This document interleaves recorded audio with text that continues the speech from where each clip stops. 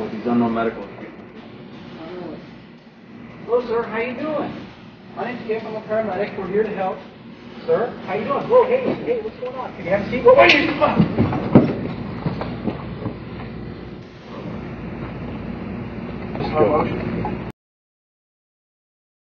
Situation is what we just watched, but what we're working on here is the double tap push off.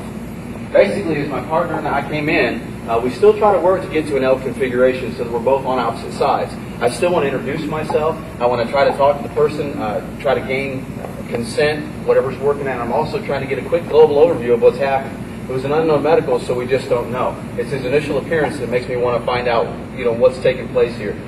Once I got close and he stood up, I still wanted to get into my basic defensive type stance because that right there made me go, something isn't right here. So I stepped back and brought my hands up to buy myself a second for if anything happened.